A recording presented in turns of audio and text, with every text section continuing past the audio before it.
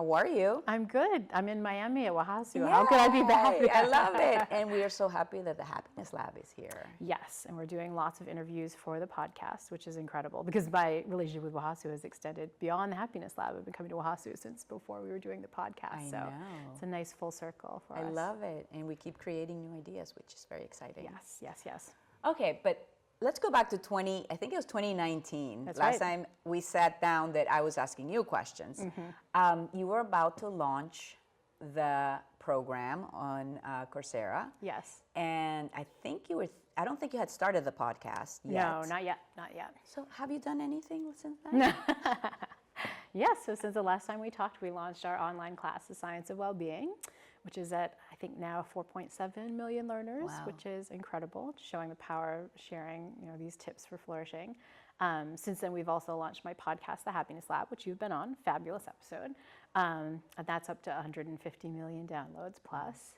It's been an incredible journey for the last 5+ years since we've chatted last. And you did a course for teens, if I'm not mistaken. Am I wrong? That's right. So we did the Science of Wellbeing for teens. And the newest class, which we're launching very soon on May 1st, is called the Science of Wellbeing for parents. Wow. And that has an interesting origin story. We realized that a lot of the folks who were taking our class for teens were actually parents themselves. So they're parents trying to learn strategies that they could share with their kids.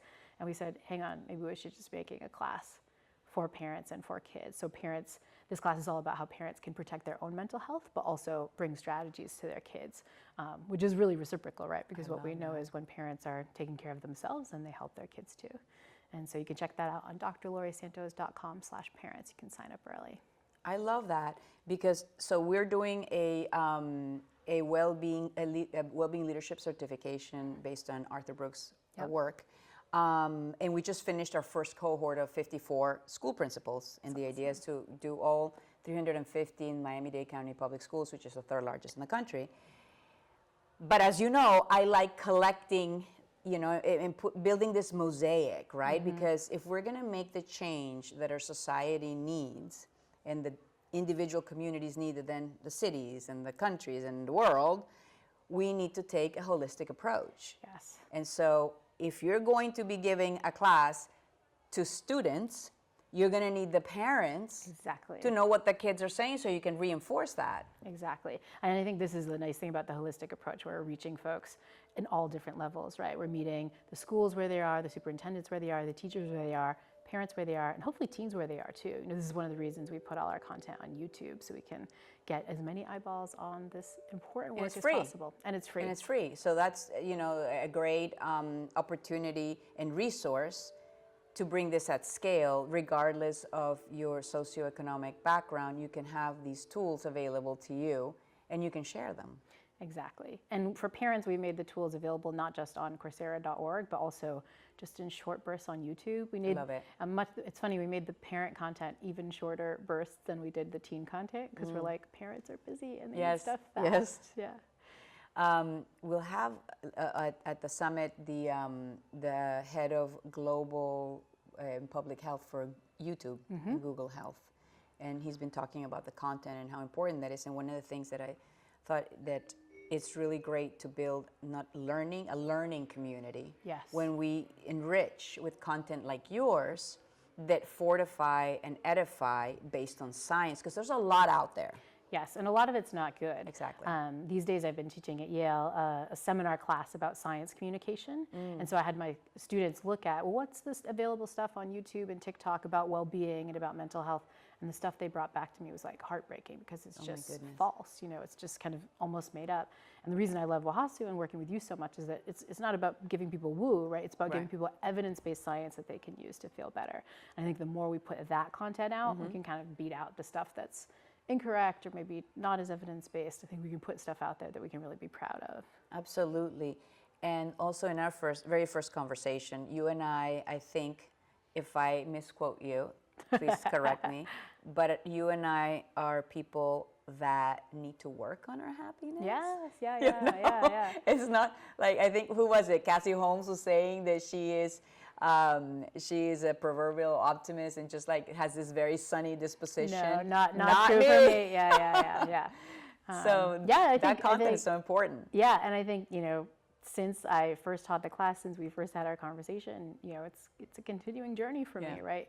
I figure out things that come easy and I practice them, and then I learn new things that I need to do. I think a thing that I've been working on a lot still is sort of managing my time and making sure I'm, you know, using my time for the stuff that is really part of my values and the things that give me actual purpose, rather than filling it with stuff that's important but maybe not as purposeful. So yeah, so it's a continuous journey. Absolutely, and that's why connecting with meaning and purpose is so important. Yes.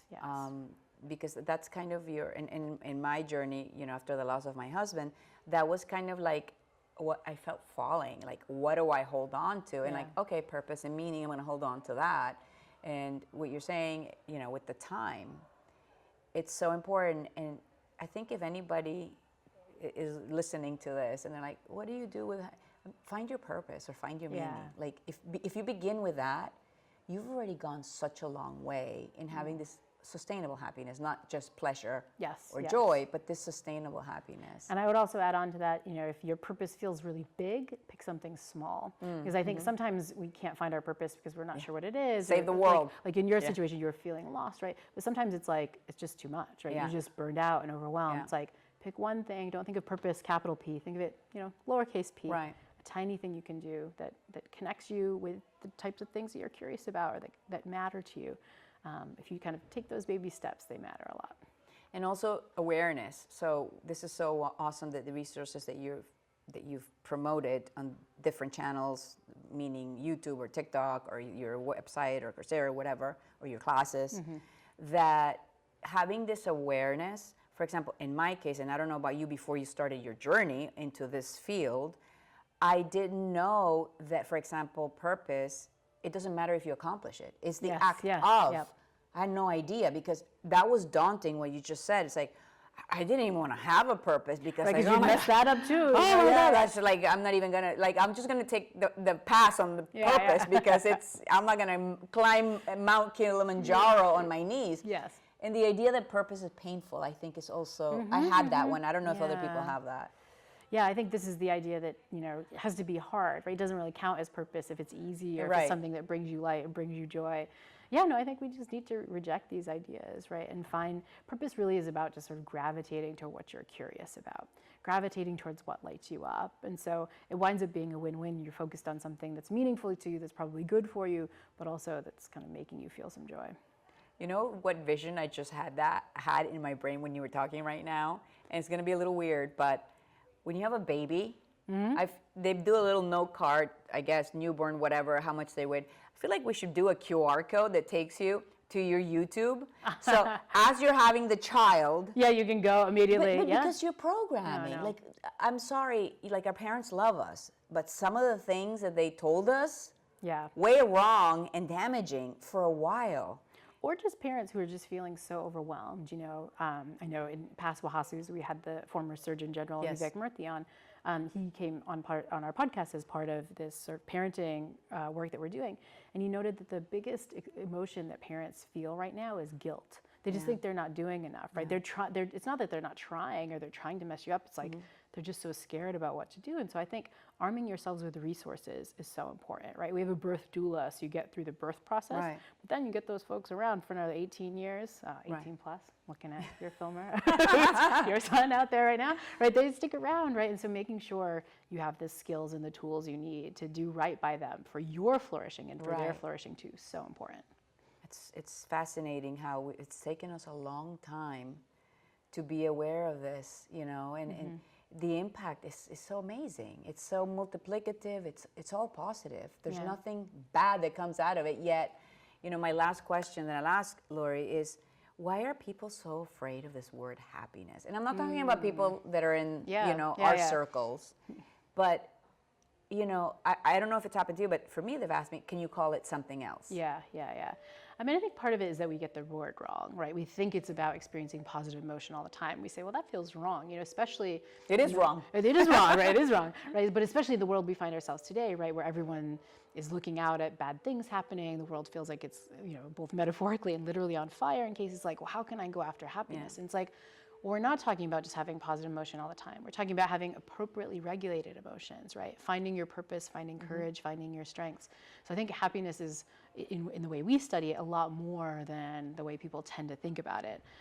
But I also think that we need to recognize that we do still need to give ourselves joy in the midst of this terrible world. Yes. One of my favorite studies that I go to a lot with my students these days is some of the work of Konstantin Kushlev. He's at Georgetown, and he studies the question of, well, what are the things that get people out to solve the problems of the world, show up to do, to fight for climate justice or attend a protest for something you care about. And he finds that the biggest predictor is that those people's level of positive emotion. That's what gets you up in the morning to go fight the good fight for the things you care about. And I think that's just like a mandate that we have to focus on our own happiness if we want to solve the problems of the world. We get this sort of Pollyanna idea wrong that if we're just happy, we kind of ignore the problems. No, you actually need to focus on your happiness to get the resilience and the bandwidth to be brave enough to fix the world's problems. Absolutely. So it's a mandate. Think about your happiness. It's a mandate. Yes. And it also gives you more energy and more creativity. And the problems are so big that it's like a Rubik's Cube. Yes. But when you're happier, you're more creative, and you also have more energy. Yes. What happens when you're experiencing negative emotions? You're narrowed in, you're triaging, you're thinking very kind of, whereas once you're feeling happier, now you can think more broadly. You can come up with the creative solutions that the world needs. So you're like this, and then the solution might be here. And if you go like this, you're like, oh, there it is. And right I'm sure we've all had that, Yes, right? yes. Oh, that's super easy. And sometimes it's when we get out of our own way and we get out of that negative emotion, right? I mean, I think, again, I love your story because it's so authentic and compassionate, but the idea is like when you're experiencing the grief, that's all you can see. But if you open it up a little bit more and use that to find your purpose, now you're thinking broadly and creatively, and you end up building something as magnificent as WOHASU. Yay. All right. Thank you, Laurie. Thanks so Thank you much, for being Karen. here. We love our partnership with you. And it's always so much fun to see all the amazing things that you're doing. And I'm so proud as a woman, I have to say to you, of all your accomplishments. Well, thank you. I say this with like the broadest scope, ditto for everything that you're doing, Karen. Thank you.